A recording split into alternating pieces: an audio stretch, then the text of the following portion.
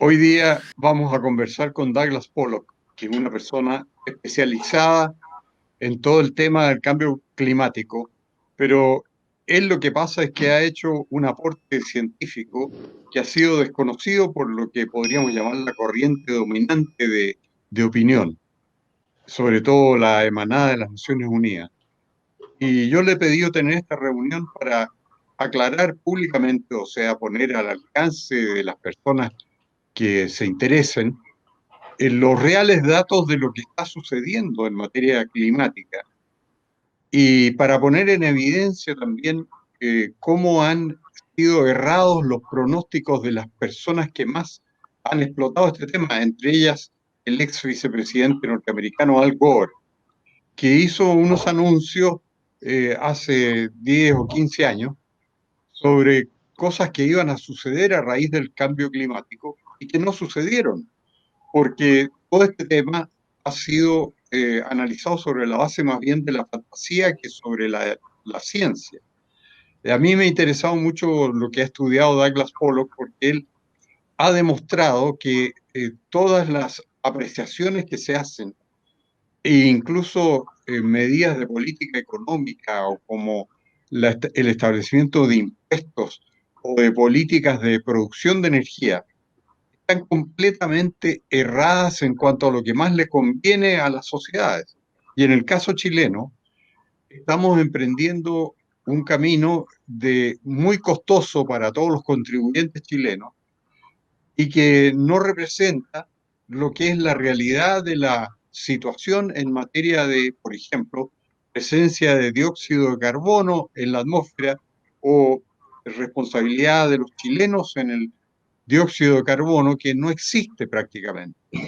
Entonces eso es lo que vamos a hablar con Douglas Pollock y yo le había pedido a él que como primera medida nos dijera qué significa el CO2, o sea, el dióxido de carbono, en la atmósfera como gas de efecto invernadero y si esto, la existencia del CO2 representa una amenaza o no y qué ha representado históricamente en el clima de la Tierra.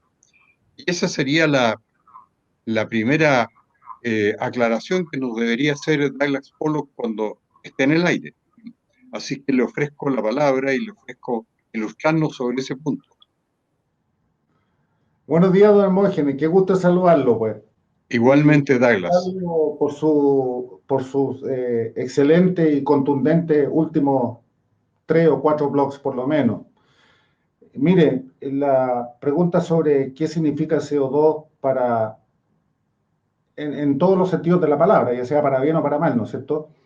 El Sí, CO2, si usted lo disminuye de alguna manera perversa en la atmósfera, de unos 400, 410 partes por millón o 0,04% que existe hoy día en la atmósfera, de alguna manera lo lograra disminuir a 180 partes por millón, el reino vegetal empieza a morir.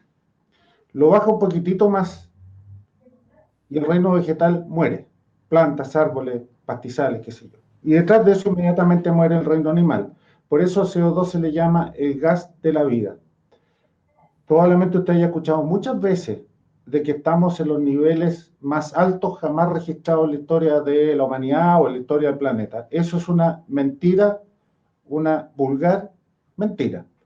En realidad, en la historia de la Tierra, estamos en los niveles más bajos jamás registrados. Hace 200 millones de años atrás, tuvimos niveles tan bajos como los de la actualidad. En el pasado reciente, me refiero reciente geológicamente hablando, por ejemplo, en la época de los dinosaurios, hace 150 millones de años atrás, la concentración era de 2.500 partes, o sea, más de 6 veces más que ahora. Y desde ese día, o ese año, digamos, empezó a bajar y no ha parado de bajar hasta el día de hoy. Y más atrás hemos tenido concentraciones 10 veces mayor y concentraciones 17 veces mayor. Estoy hablando ya hacia 600 millones de años atrás. Ahora, ¿qué ha pasado entre medio con la temperatura?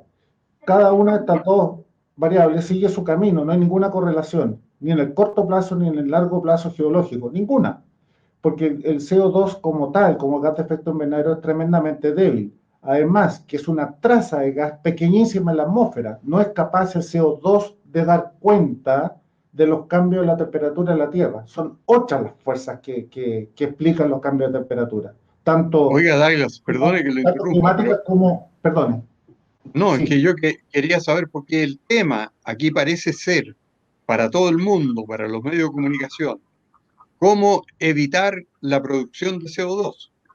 Y lo que usted nos dice es que, en primer lugar, el CO2 no tiene ninguna importancia en lo que se llama la contaminación atmosférica o lo que se llama el empeoramiento climático global o el calentamiento global. El CO2 no tiene ninguna incidencia, ¿m? ¿Mm? Prácticamente ninguna. Y al contrario, la presencia del CO2 es una cosa necesaria para la vida en la Tierra. O sea, Sí, a lo que se nos somete es a la necesidad de combatir una cosa que no es negativa, sino que es buena para el ser humano. ¿Ah? Eso es lo que usted exactamente. está diciendo. ¿Mm? Exactamente, mire, es tan importante lo que usted dijo en Hermógenes. Yo sé decir primero, el CO2 lo bautizó como gas contaminante Obama cuando recién asumió su primer periodo el año 2009, un poco antes de la cumbre Copenhague, la fallida cumbre Copenhague, la COP 15, 16 por ahí. Y lo decretó como gas contaminante a través de la EPA, la Agencia Medioambiental. Dijo textualmente, el CO2 es un gas contaminante y perjudicial para la salud humana. Y así quedó. Entonces hoy día usted ve a todos los presidentes, a todos los políticos, de todas partes, desde luego, incluyendo nuestro gobierno, nuestros gobiernos, porque aquí yo pesco desde el año 2000 para adelante, hablan del CO2 como un gas venenoso, poco menos que si fuera monóxido de carbono el gas. Y no, al contrario, usted aumenta el CO2 en la Tierra y lo único que le trae a la Tierra es beneficio. Y este pequeño, y se lo voy a decir con números, este pequeñísimo aumento del CO2 en 0,01% en toda la era industrial, ya sea humano, ya sea natural, evidentemente el ser humano ha emitido CO2 y lo más probable es que todo ese nuevo CO2 que está en la atmósfera sea humano, ha traído como consecuencia el reverdecimiento o enverdecimiento del planeta en un 15% en 32 años, entre los años 82 y el año 2014. Mediciones satelitales. Miren el reverdecimiento del planeta. Entre ese enverdecimiento está el retroceso de 300.000 kilómetros cuadrados del desierto Sahara, equivalente al 5% de su superficie. Pero eso para los gobiernos como el actual es una perversidad, es algo muy malo. El 70% de ese 15%, es decir, un 10%, es directamente causado por ese pequeñito aumento en el CO2. El otro 30% se explica por la fertilización asistida humana, la reforestación, por ejemplo, y los fertilizantes derivados de los combustibles, del petróleo, de combustibles fósiles. Entonces, todo eso es una obra humana maravillosa que ha causado. Ese 5% que le mencioné equivale a 3 veces el desierto de Atacama, que hoy día es café, ahora se ha enverdecido. No, no es que esté lleno de bosque, por supuesto que no, Bueno, pero pero se ha enverdecido, ¿ya? estas cosas que son buenas Porque, para la humanidad son consideradas por los gobiernos y por las Naciones Unidas como una amenaza contra la humanidad. ¿Cómo se puede explicar eso? ¿Qué razones hay detrás de eso?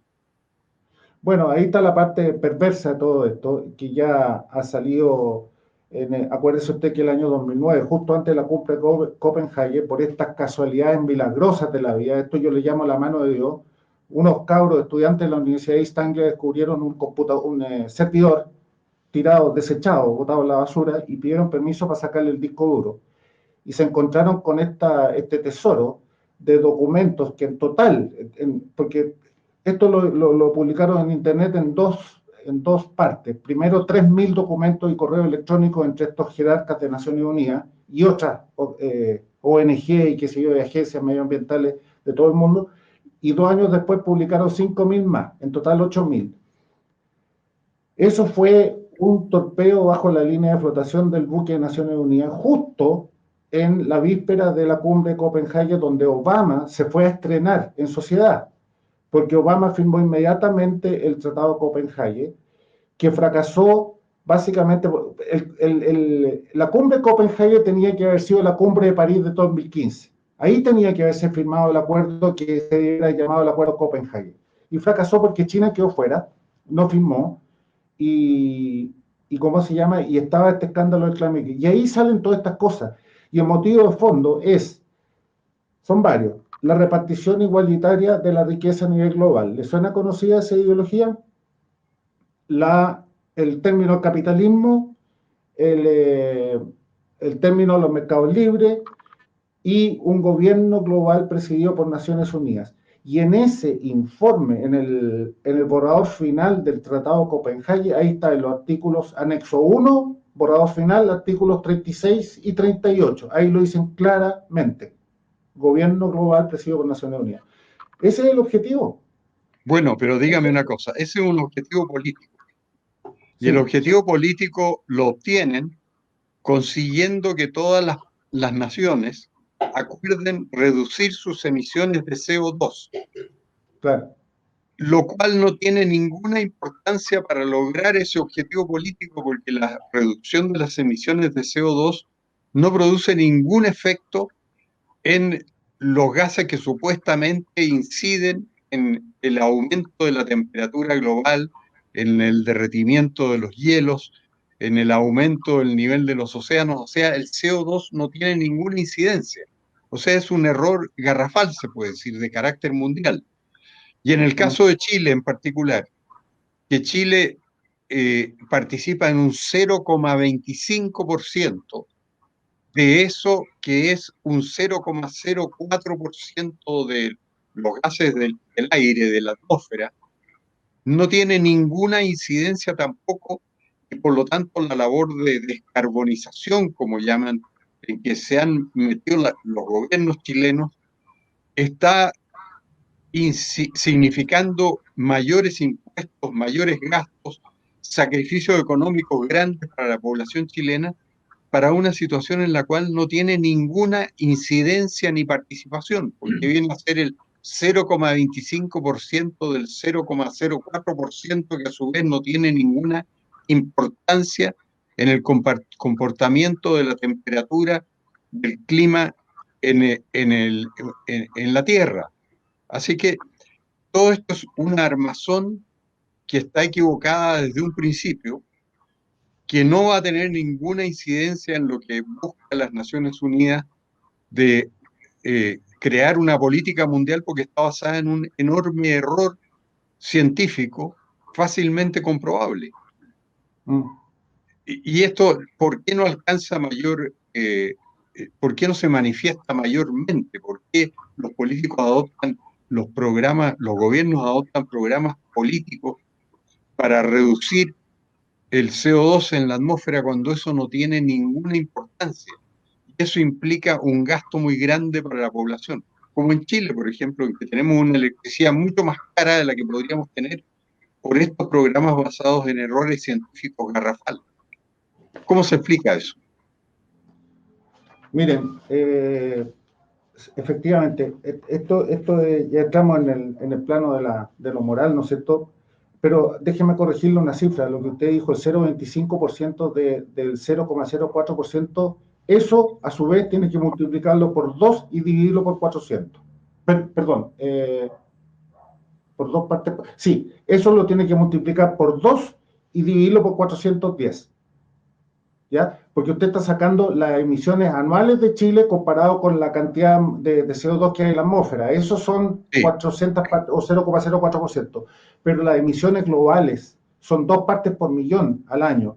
Eso divídalo por 410 le da el porcentaje de la incidencia humana en el CO2 atmosférico. 2 dividido por 410 es la nada misma. El 0, o sea, no es nada, no es nada. y a eso usted le aplica 0,25%, ¿me entiende? O sea, Sí. cero. Ahora, llévelo eso al impacto de la temperatura global, mire, hagámoslo de manera sencilla, porque yo tengo un número ahí, que alguna vez lo publiqué, es un número que tiene un montón de ceros para la derecha y por allá lejos hay un 1 y un 5, ¿ya? No me acuerdo cuántas cifras decimales para la derecha, pero antes que nada es una cifra inmedible por instrumento alguno inventado por el hombre en un periodo de un siglo. No se puede medir porque está dentro de los rangos de variabilidad naturales. Entonces, ¿cómo se llama? tenemos que suponer acá, para los fundamentos políticos estos, de que por un momento la teoría de Naciones Unidas es cierta. Ya, supongamos que todo lo que dice Naciones Unidas es cierta en tanto al aumento de la temperatura, con las consecuencias en el clima, los derretimientos de Groenlandia, de la Antártica y el aumento de los niveles del mar. Ahí está, eso es lo principal. Entonces, dado que el Acuerdo de París y todos los acuerdos para atrás, desde Kioto para adelante, del 97 hasta el 2015, todos esos acuerdos buscan un compromiso global. Hasta ahí suena muy bonito esta cuestión, ¿no es cierto? Entonces, si usted fuera gobernante, pues, don Hermógenes, usted dice, muy bien, yo voy a sacrificar a los chilenos, voy a sacrificar a la economía de mi país, la voy a tirar al tarro de la basura porque estamos con una amenaza real y si no hacemos esto, se nos va a acabar el planeta por el calentamiento global. Eso es más o menos la idea de estas medidas de mitigación y adaptación. Pero cuando usted ve por otro lado de que nosotros emitimos la nada misma, como usted lo dijo, 0,25%, y al mismo tiempo los países que más emiten CO2, este gas venenoso, terrible, que nos está matando a todos, no están, como diría el Chino Río, no están ni ahí con esta cuestión y están echando a andar su maquinaria, su generadora a carbón y a gas a más no poder, sobre todo ahora, con la recuperación post pandemia. Le estoy hablando de países como China, India, Rusia, no están ahí, Estados Unidos desde luego, es el único país del mundo que se salió del Acuerdo de París, oficialmente. Entonces, cuando usted ve eso y al mismo tiempo ve de que nosotros no emitimos casi nada, no es razonable, si usted realmente quiere cuidar el progreso, la prosperidad de su pueblo, de su país, de mandar a la punta del cerro a Naciones Unidas por un ratito que sea. ¿No le suena razonable? Bueno, Por resulta que supuesto. Chile está haciendo todo lo contrario. Todo lo contrario, está ahondando más y más y más en las medidas, ya no de mitigación y adaptación. Acaban de sacar en junio, bueno, ese fue el primer video que vi, seguramente lo vienen preparando el año pasado. Acaban de sacar su famosa, ya es una cuestión diabólica, don Emoji, la famosa Estrategia Nacional del Hidrógeno Verde. No me lo va a creer, pero ese es el título rimbombante. ¿Y sabe quién le puso ese título? Bueno, No, resulta que el Ministerio de Energía o el señor Piñera, no tengo idea, formó un comité, lo que ahora se llama mesa de trabajo, ¿no es cierto?, con sus respectivas submesas de datos, porque ahora todas estas mesas de trabajo vienen con submesas de datos, una mini burocracia adicional. Bueno, este es un comité formado por, le voy a dar algunos nombres, este señor Schmidt-Hebel, Ricardo Lagos, Gonzalo Muñoz, que es el señor que alguien le puso el título de champion de la COP25, es decir, por norma, por requisito, por condición necesaria, tiene que ser de izquierda. Bueno, es un grupo de gente, y el ministro de Medio Ambiente de Bachelet, Mena. Marcelo Mena. Bueno, y una serie de personas más. Todos ellos son del sector de izquierda y esos son los que están trabajando en el Ministerio de Energía de un gobierno de derecha y fueron los que elaboraron esta Estrategia Nacional del Hidrógeno Verde. Pero Y dígame una cosa, Douglas, perdone la interrupción. Todos estos son estudiosos, eh, los economistas que usted ha nombrado, Schmidt-Hebel es un hombre reconocidamente serio y estudioso. ¿Cómo no va a saber que es un disparate meterse en un programa que encarece la electricidad en Chile para suprimir el CO2 cuando el CO2 no solo no es malo, sino que es bueno para la existencia humana?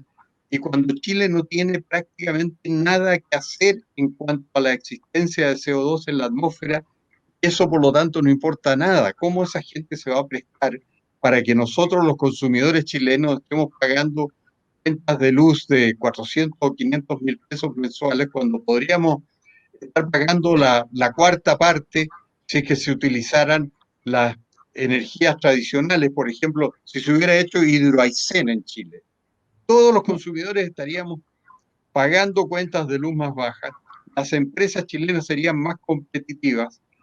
Ese sería, además es una energía limpia, o sea, nadie puede decir que genera polución en la atmósfera, la energía hidroeléctrica producida por hidroaicén. Chile estaría en condiciones mucho mejores en todo sentido. en sentido de crecimiento económico, de prosperidad de la gente, en el sentido de menor gasto en energía. Y sin embargo, lo que ha hecho el gobierno chileno, lo que hizo el gobierno de la señora Bachelet y lo confirmó el gobierno del señor Piñera, es suprimir la posibilidad de que se construyera Hydro Aysén, que era la mejor solución para la energía limpia y barata en el país. ¿Cómo se explica esa, podríamos llamar, contrapolítica? O sea, política regresiva que daña al país. ¿Qué explicación hay? Follow the money. Un interés económico de grupos que quieren aprovecharse de la alarma esta con causa inexistente para ganar con proyectos de energía eólica o solar, Mire, ¿eh? mire, Son mucho más caros y que son un negocio que le conviene a algunas personas. Esa sería la explicación.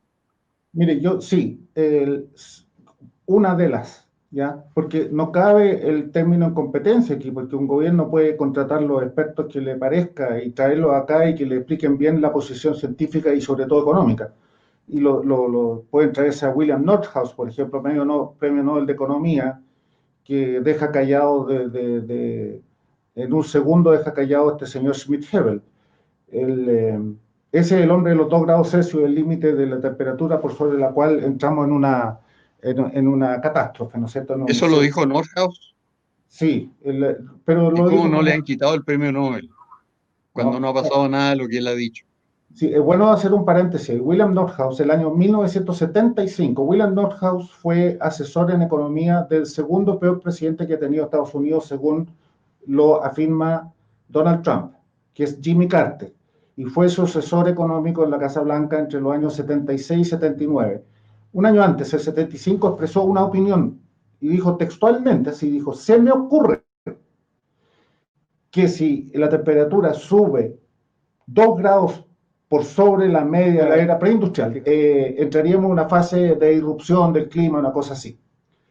Bueno, resulta que 75, 85, 95, 2005, ya 35 años después, en la COP 16 o 17, no me acuerdo, del año 2010 en Cancún, desenterró el baúl de los recuerdos Naciones Unidas, el IPCC de Naciones Unidas desenterró esta cifra y dijo el señor William Nordhaus el año 75, dijo esto, por lo tanto, esto es. Y ahí estableció los 2 grados Celsius que quedaron finalmente estampados y sellados en el Acuerdo de París de 2015. Oiga, pero dígame una cosa, por favor, déjeme para aclarar una cosa. Para terminar la idea, Subió la temperatura en 2 grados Celsius o no en la Tierra? no, no, de No. la temperatura preindustrial no, y ojalá hubiera subido, pues si hoy día en comparación con los últimos 10.000 años nos estamos muriendo de frío. Bueno, No, no, entonces no pasó lo que decía el premio Nobel Nordhaus. no, pues si él mismo, espérese, y eso es lo que quería rematar en mi comentario, es lo siguiente, dado que esto agarró tanto vuelo y pescaron su número y lo hicieron oficial Urbi et Orbi, William Nordhaus, desde la Universidad de Yale, donde trabaja hasta el día de hoy, debo reconocer que yo me saco el sombrero de ese hombre, porque también se ganó el Nobel por un tremendo estudio económico sobre las medidas de mitigación y adaptación. Pero resulta que eso no le gustó nada a Naciones Unidas, porque él dice aumentemos al máximo los niveles de CO2 ahora en la actualidad y lo reducimos después. Bueno, el asunto es que el año 2012 se desdijo totalmente dado el tremendo éxito que había tenido este numerito que había expresado como una simple opinión hacía 35 años antes. Dijo lo siguiente, más o menos, estas son las palabras que usó. Dijo, en términos de costo-beneficio, lo mejor es no hacer nada, por lo menos en los próximos 50 años. Y dijo totalmente este límite absurdo de los 2 grados Celsius, que por lo demás, en toda la área industrial, se dice que subió 1 grado Celsius, ahora dicen que es 1,1 grados Celsius. No, porque hay una serie de... Hay dos tremendos problemas con ese aumento de la temperatura, perdón. Primero, el sesgo que implica una sumatoria de errores sistemáticos que se han ido acumulando a través del tiempo de las estaciones meteorológicas terrestres y las mediciones oceánicas. Segundo, la migración de las mediciones terrestres con las satelitales Y tercero, fraudes de NASA y ENOA, que fueron descubiertos por dos personajes y fueron puestos a disposición del Senado de Estados Unidos. Esto fue a principios del año 2017, en la época en que asumió Donald Trump.